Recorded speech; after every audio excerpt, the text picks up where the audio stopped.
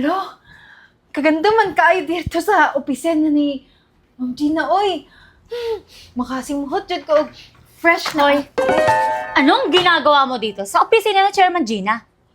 Ah, kakausapin ko kasi may appointment ako dito kay Ma'am Gina. Tropa ko kasi yun.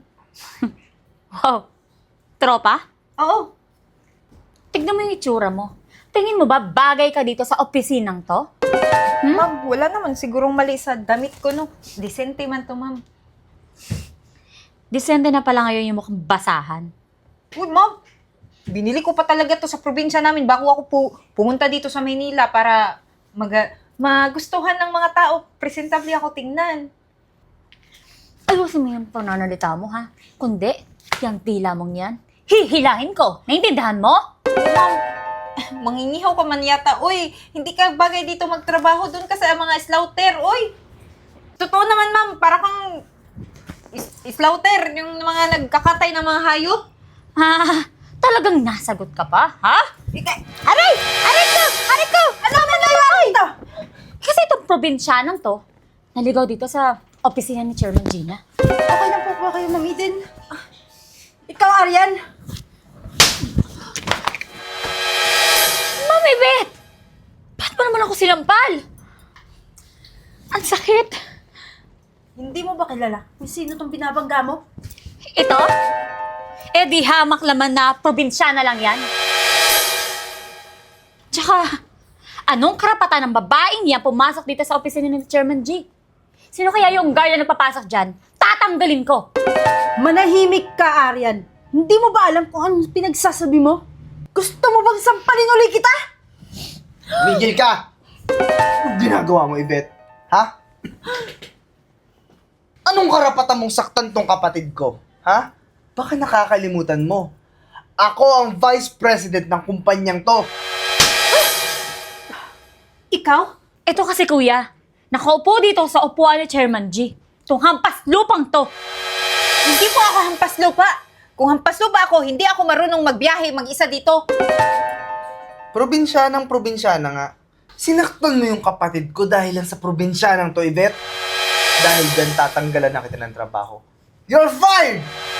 At ikaw, wala kang karapatang saktan tong napakaganda kong kapatid. Hindi naman ako nanakit sa kanya. Siyang nanakit sa akin. Huwag ka na Panayakan. sumagot! Hindi nyo alam kung anong ginagawa nyo. Pagsisisihan nyo to. At talagang sumasagot ka pa. Ang kapal din ng mukha mo, tanggal ka na nga sa trabaho, may gana ka pang sumagot sa akin. Gagawin kong miserable yung mga buhay nyo! Huwag yung subukang gawing miserable ang buhay namin. Ganito na lang. Madali lang ang solusyon sa problemang ito. Tatawagan ko si Mami Gina.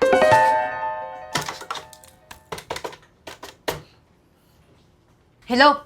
Andito ako ngayon sa opisina mo. May mga nanggugulo dito. Vice-presidente daw ng company mo. Pumunta ka na agad para masolusyonan to. O sige, hintayin kita ha. Hala kuya, tinawagan niya si Chairman Gina? Hindi kaya malaking tao talaga itong binangga natin? Nag-iisip ka ba? Ha? Aray, ang sakit! Itsura niyan, mukha bang malaking tao yan? Isa lamang siyang di hamak na probinsya na Aryan. Huwag ka sanang mahawa ng katangahan nito. Alam mo kung anong bagay sa'yo? Yan, nang mahimasmasang ka. Malamig na tubig nang gumising yung utak mo. Ano nangyayari dito? Anong ginagawa nyo sa VIP natin? Anong VIP? VIP? Sinabihan ko na kayo! Ito lang naman si Eden Heruela.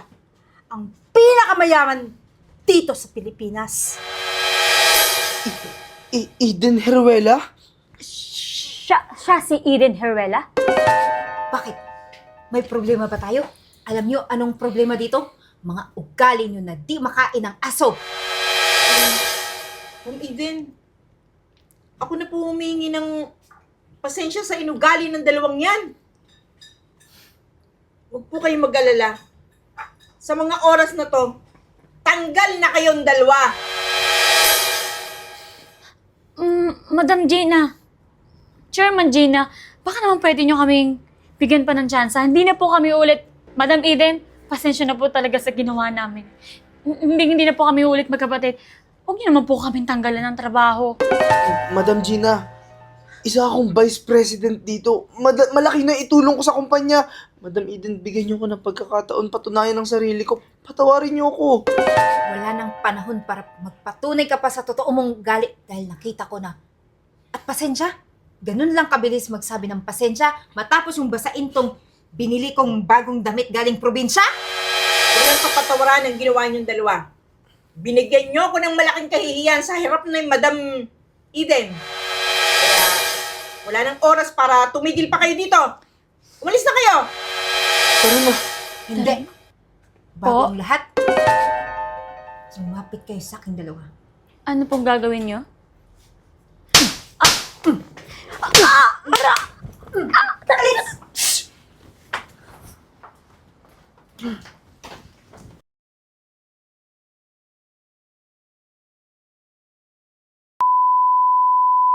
Ma'am Eden? Arian? No, ma'am. Teka lang, nakatumba na sa anong. Sorry, nangihinal si Arian. Hindi pa ito kumain. Sabi na sa paliinan. Mabilis. Ang bilis kaya, napakot. Gusto mo bang sampalin uli kita? Tumigil ka. Sabi ni Renz, tumigil ka. Gusto mo magsampalin ulit? Ako ang vice president ng kumpanyang to. Ikaw?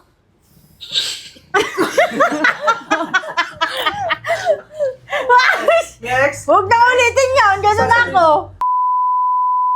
Ito kasi kuya. Itong hampas. Hindi sasalita ka.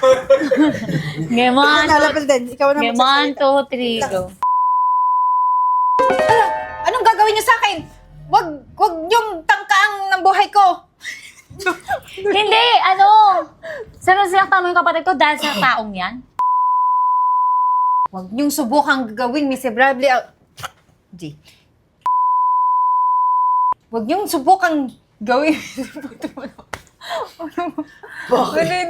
Ito na.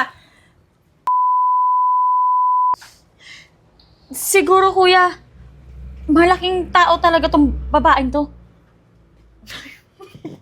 Binangga. Binangga ko? Natin. Binangga natin. Ah, okay. Hindi, ganda na sa'yo. Anong ginagawa niyo sa VIP natin?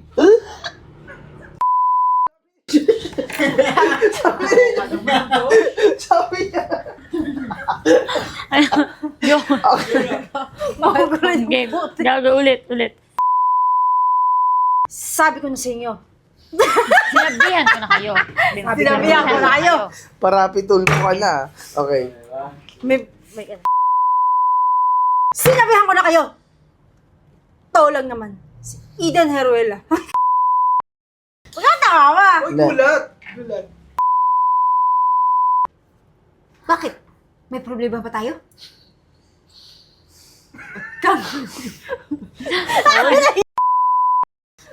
Game, next. Okay na yan. Bakit? Tanggal na sila. Huwag mong gawin, madam. Yung boses.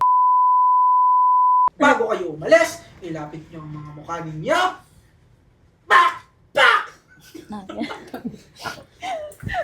Lumayas na kayo! Pili ko si Ari yung maraming sampal. Okay, game. Game. Sino yun? Si Eden Ako na. Uy, wag malakas ah. Akalis kayo, tapos itigil kayo. G.